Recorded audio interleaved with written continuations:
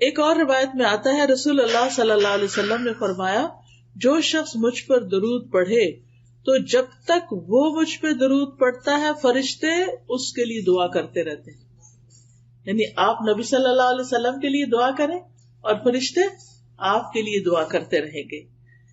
ایک شخص نے عرض کیا اللہ کے رسول صلی اللہ علیہ وسلم کیا میں اپنی دعا کا 1/3 حصہ درود نہ کر لوں؟ تو آپ نے فرمایا کہ ہاں اگر تم چاہو تو ایسا کر سکتے ہو. اس نے کہا اگر 2/3؟ آپ نے فرمایا ہاں اگر تم چاہو. اس نے کہا اگر میں ساری دعا درود ہی کو بنا لوں؟ تو آپ نے فرمایا پھر تو یہ تمہارے لیے اللہ تمہارے دنیا اور آخرت کے سب غم ہم کے لیے کافی ہو جائے گا. یعنی اگر آپ کو بعض اوقات انسان کی سچویشن اتنی ٹینس ہوتی ہے کہ اس کو دعا بھی نہیں سمجھ آتی مجھے کیا مانگنا چاہیے اس وقت. یعنی بعض اوقات ہمارے کوئی عزیز پیارے زندگی اور موت کی کشمکش میں ہوتے ہیں, ہمیں سمجھ نہیں آتی ہم ان کے لیے کیا دعا کریں. ہم ان کے لیے زندگی کی دعا کریں, یہ زندگی تو ان کے لیے بہت تکلیف دہ ہے, ہم انہیں اس حال میں زندہ بھی نہیں دیکھنا چاہتے کہ ہم چاہتے ہیں صحت مند ہو. اور اگر صحت کی دعا کرتے ہیں تو ڈاکٹرز کہتے ہیں کہ یہ ساری زندگی پیرالائز رہیں گے, یہ اپنے منہ سے کھا نہیں سکیں گے, اپنے منہ سے پی نہیں سکیں گے. کچھ سمجھ ہی نہیں آتی کہ پھر کیا مانگے اور کیا نہ مانگے. تو ایسی صورت میں ہم درود شریف پڑھنا شروع کر دیں کہ اللہ کی رحمت آ جائے, اور اگر اللہ کی رحمت آ جائے تو اللہ تعالیٰ اس بندے کو بالکل سیدھا اٹھا کے کھڑا کر سکتا ہے. جو رب مردوں کو اٹھا کے کھڑا کر سکتا ہے, جو مردوں کو زندہ کرے گا, کیا وہ ایک بیمار شخص کو, ایک تکلیف کی حالت میں جو شخص ہے اس کو وہ سیدھا تندرست نہیں کر سکتا؟ بالکل کر سکتا ہے. اللہ تعالیٰ کے لیے تو کچھ بھی مشکل نہیں. تو اس لیے ہمیں اپنی زندگی میں درود کی کثرت کر دینی چاہیے. پھر اسی طرح یہ ہے کہ رسول اللہ صلی اللہ علیہ وسلم نے فرمایا مجھ پر درود بھیجا کرو کیونکہ تمہارا مجھ پر درود بھیجنا تمہارے لیے باعث برکت ہے, اور میرے لیے اللہ سے وسیلہ کا سوال بھی کیا کرو. یعنی درود بھی بھیجو, سلام بھی بھیجو, اور وسیلہ کی دعا بھی کرو. اب یہ وسیلہ کیا چیز ہے؟ جنت میں ایک مقام ہے جو سب سے زیادہ خوبصورت ہے, یعنی پوری جنت سے زیادہ خوبصورت ہے, اور وہ مقام صرف ایک شخص کو ملے گا, صرف ایک کو وہ ملے گا, کسی اور کو وہ نہیں ملے گا. تو نبی صلی اللہ علیہ وسلم نے فرمایا مجھے امید ہے کہ وہ میں ہی ہوں گا, کیونکہ آپ کا مقام اور درجہ ساری انسانیت سے بڑھ کر ہے. تو اب آپ دیکھیے کہ وہ ہے تو آپ کے لیے, لیکن آپ نے امت کو شرف بخشا کہ ہم آپ کے لیے یہ دعا کریں کہ اللہ تعالیٰ ہمارے نبی کو وہ مقام وسیلہ عطا فرمانا. پھر اسی طرح آپ دیکھیے کہ جب ایک شخص درود پڑھتا ہے تو وہ درود اس شخص کی طرف سے نبی صلی اللہ علیہ وسلم کو پہنچایا جاتا ہے, آپ کو بتایا جاتا ہے. رسول اللہ صلی اللہ علیہ وسلم نے فرمایا جو شخص ایک بار مجھ پر درود بھیجے اللہ اس پر 10 رحمتیں نازل کرے گا. اس پر ایک فرشتہ مقرر ہے جو مجھ تک پہنچاتا رہتا ہے. یعنی ہم اپنے گھر میں بیٹھ کے پڑھیں, بعض اوقات ہم سوچتے ہیں نا کوئی مدینہ جائے, کوئی روزے پہ جائے اور ہمارا سلام لے کر جائے, تو بات یہ ہے کہ وہاں جا کر کوئی پہنچائے, یا آپ یہاں اپنے گھر میں بیٹھے ہوئے درود پڑھ رہے ہیں, یہاں پڑھ رہے ہیں, اور اللہ تعالیٰ کی طرف سے فرشتہ مقرر ہے وہ آپ کا درود وہاں تک لے جائے گا, پہنچا دے گا. یعنی بعض اوقات ہم انسانوں کی منت کرتے ہیں, اور انسان کیا وہ وہاں جاتے ہیں وہ بھول ہی جاتے ہیں کہ مجھے کس کس نے کیا کہا تھا, اور ہمیں کوئی ایسا طریقہ بھی نہیں ملتا کہ ہم سے کہا گیا ہو کہ کوئی لے کے جائے اور پہنچائے. آپ جہاں پر بھی ہوں, آپ مسجد نبوی میں ہوں, آپ مدینہ میں ہوں, آپ مکہ میں ہوں, آپ سعودی عرب میں ہوں, آپ پاکستان میں ہوں, آپ کینیڈا میں ہوں, آپ کہیں پر بھی ہوں, آپ کا درود وہاں پہنچ جائے گا, اور یہ آپ کے نامہ اعمال میں بھی جمع ہوتا رہے گا. تو اس سے اچھا کیا تحفہ ہے جو ہم نبی صلی اللہ علیہ وسلم کو بھیج سکتے ہیں.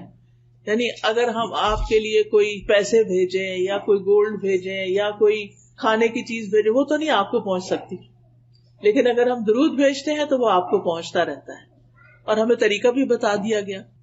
رسول اللہ صلی اللہ علیہ وسلم نے فرمایا تم کہیں بھی ہو مجھ پر درود بھیجو کیونکہ تمہارا درود مجھ تک پہنچ جاتا ہے, ہر جگہ سے پہنچ جاتا ہے. اب جو شخص نبی صلی اللہ علیہ وسلم کے لیے درود بھیجے گا اور سلام بھیجے گا اور خاص طور پر آپ کے لیے وسیلہ کی دعا کرے گا تو قیامت کے دن اس کو نبی صلی اللہ علیہ وسلم کی سفارش حاصل ہوگی، اس کے لیے شفاعت ہوگی. رسول اللہ صلی اللہ علیہ وسلم نے فرمایا جو مجھ پر درود بھیجتا ہے یا میرے لیے وسیلہ مانگتا ہے قیامت کے دن اس کے لیے میری شفاعت ثابت ہو جائے گی، یعنی پکی ہو جائے گی کہ میں اس کے حق میں سفارش کروں. سفارش کس کو ضرورت ہوتی ہے؟ جس کے اپنے پاس پورا نہ ہو کامیابی کے لیے. یعنی اگر کوئی شخص خود لیک کرتا ہے کسی چیز میں تو پھر دوسرا اس کی سفارش کر دیتا ہے، آپ اس کو یہ جاب دے دیں، آپ اس کو یہ جگہ دے دیں، آپ اس کے لیے یہ کر دیں، تو وہ اس کے لیے آسانی ہو جاتی. تو اسی طرح جو شخص جنت میں جانے کے لیے اس کو ایک نیکی کم ہے یا تھوڑی سی ضرورت ہے تو پھر وہ نبی صلی اللہ علیہ وسلم اس کے حق میں سفارش کریں گے کہ اس کو جنت دے دی جائے کیونکہ اس نے مجھ پر درود بھیجا تھا. اسی طرح اگر کوئی شخص اپنے برے اعمال کی وجہ سے توبہ کیے بغیر دنیا سے چلا گیا اور قیامت کے دن اس کی پکڑ ہو گئی اور اس کو جہنم میں پھینک دیا گیا تو نبی صلی اللہ علیہ وسلم کو اللہ تعالیٰ حق دیں گے شفاعت کا، حق کے شفاعت، اور پھر آپ کی سفارش سے اس کو آگ سے بھی نکال لیا جائے گا. تو اس لیے ہمیں اپنی زندگی میں درود کا اہتمام کرتے رہنا چاہیے، کوئی دن ہمارا خالی نہ جائے. ویسے تو الحمدللہ جب ہم اذان سنتے ہیں تو اس کے بعد درود جو ہے وہ پڑھتے ہیں، وہ موقع ہوتا ہے درود پڑھنے کا. پھر اسی طرح نماز ہماری مکمل ہی نہیں ہوتی، نماز پوری ہی نہیں ہوتی، نماز ادا ہی نہیں ہوتی اگر ہم اس میں درود شریف نہ پڑھیں. مثلاً اگر کسی کا اتحیات پڑھتے ہوئے اتحیات پر وضو ٹوٹ گیا اور اس نے درود نہیں پڑھا تو اس کو نماز لوٹانی ہوگی کیونکہ اس کی نماز نہیں ہوئی. تو اس لیے چاہے آپ اس وقت پورا درود نہ بھی پڑھ سکیں، اللہم صلی علی نبینا محمد کہہ دیں، اللہم صلی وسلم وبارک علی نبینا محمد، اللہم صلی علی محمد وعلی آل محمد، یعنی کوئی بھی آپ اس میں سے پڑھ لیتے ہیں اور سلام جلدی سے پھیر دیتے ہیں. کیا اس وقت آپ مزید کنٹینیو نہیں کر سکتے کہ آپ کا وضو ٹوٹ جائے گا تو آپ کی نماز پوری ہو جائے گی اگر آپ نے درود شریف پر اینڈ کر دیا. تو اس سے بھی آپ اندازہ لگائیں کہ کتنا ضروری ہے.